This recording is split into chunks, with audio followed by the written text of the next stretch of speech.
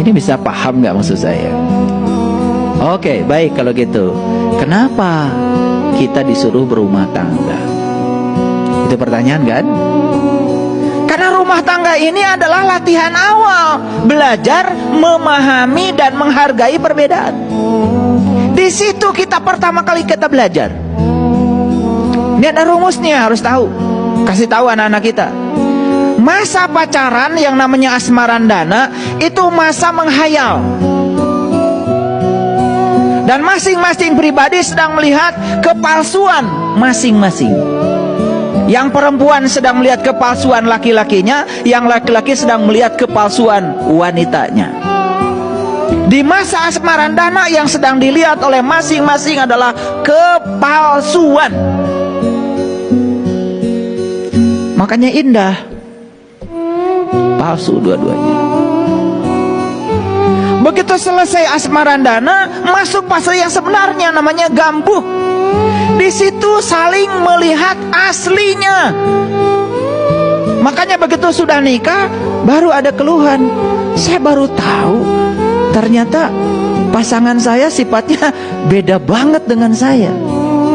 Ayo, akui secara jujur. Kalian dengan pasangan beda banget. Bukan beda, pakai banget.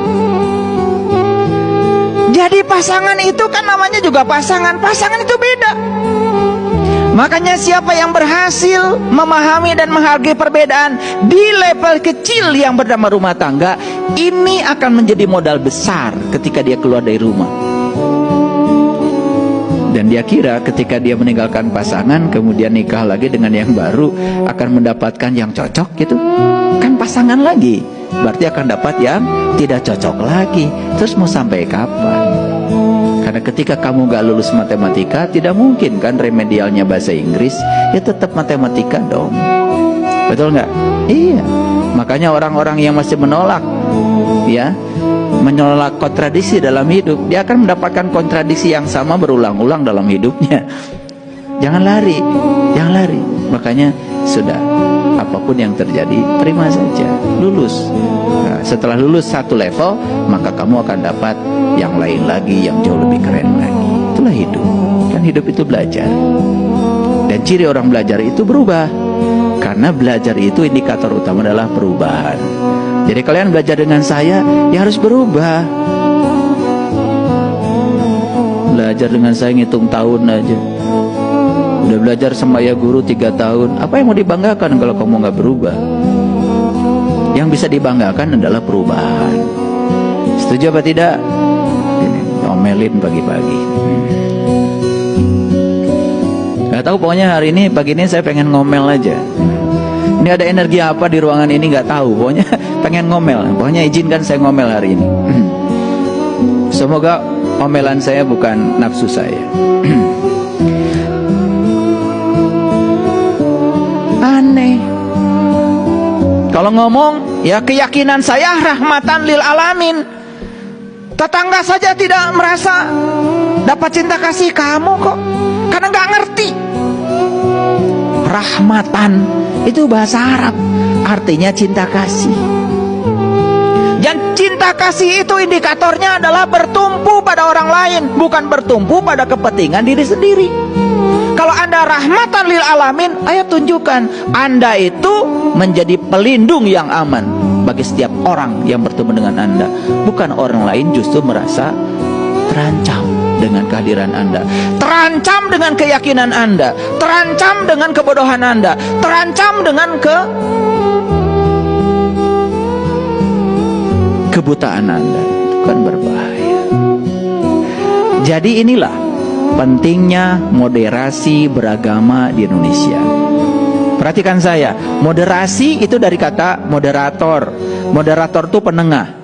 Makanya kalau ada diskusi harus ada moderator supaya diskusinya teratur. Moderasi berarti titik tengah.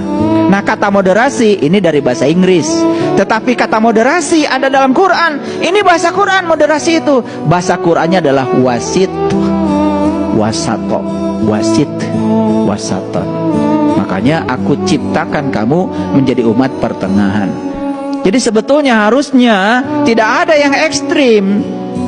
ekstrem kiri maupun ekstrem kanan. Yang ada itu adalah pertengahan. Nah, di pertengahan itu namanya moderat. Nah, ini buat agak kuliah dikit lah, biar keren. Kita menghadiri upacara pernikahan.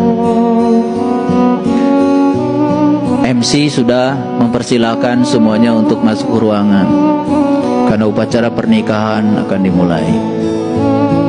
MC menyampaikan sebetulnya pasangan ini berbeda, jenis kelaminnya berbeda, cara berpikirnya berbeda, adat istiadatnya berbeda, maka yang berbeda ini akan ditandingkan. Ada nggak gitu? Bubar itu upacara pernikahan. Nah, yang beda ini akan disandingkan. Betul nggak?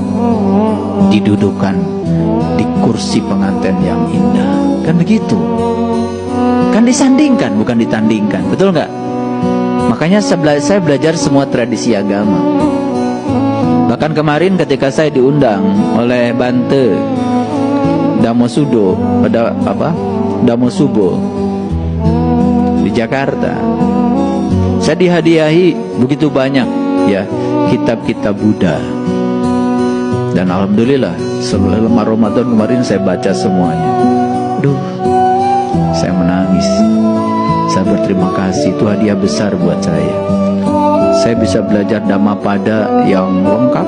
Saya juga bisa belajar Dhammapada yang edisi singkatnya. Luar biasa. Saya belajar Tripitaka. Saya belajar ya banyaklah kitab-kitab yang diberikan pada saya. Ternyata tidak ada di situ yang namanya perbedaan. Ketika kita berpikir untuk menyandingkan, tetapi menjadi sangat berbeda ketika dari awal kita sudah ingin mempertandingkan. Kalau mempertandingkan kan mana hebat, mana tidak hebat kan? Mana benar, mana salah kan? Kalau menyandingkan kan kita belajar. Dan begitu disandingkan saya menemukan titik temu. Ternyata esensi semua agama itu sebetulnya adalah sama, yaitu cinta kasih. Esensi ya, saya bicara esensi ya, bukan berbicara tentang upacara. Upacaranya silakan saja beda-beda, nggak masalah kok. Karena agama itu kok jalan.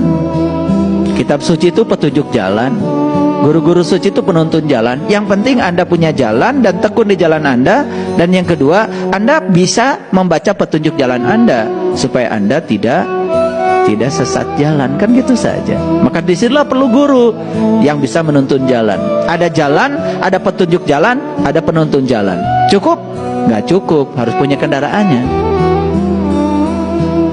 Kalau sudah ketemu jalan, ketemu petunjuk jalan, ketemu penuntun jalan, satu lagi, Anda punya kendaraannya. Kendaraannya harus hebat, kendaraannya harus kuat. Mana kendaraan? Ya tubuh Anda. Siapa kalau begitu supirnya? Pikiran Anda. Siapa penumpangnya? Jiwa Anda. Kadang-kadang merasa jalan kita paling hebat, lalu nyalahin jalan orang. Ya orang yang sibuk mikirin jalan orang, kan dia nggak jalan-jalan. Orang udah pergi kemana, dia masih di situ-situ saja. Betul nggak? Iya. Paham maksud saya? Nah, yang akan sampai di rumah kita yang tekun. Yang tekun. Yang nggak mikirin jalan orang lain, yang tidak merasa paling benar jalannya. Makanya agama yang paling baik adalah agama yang mengantarkan pemeluknya lebih baik. Itu jawaban yang sangat bijaksana. Paham maksud saya? Oke. Baik ya.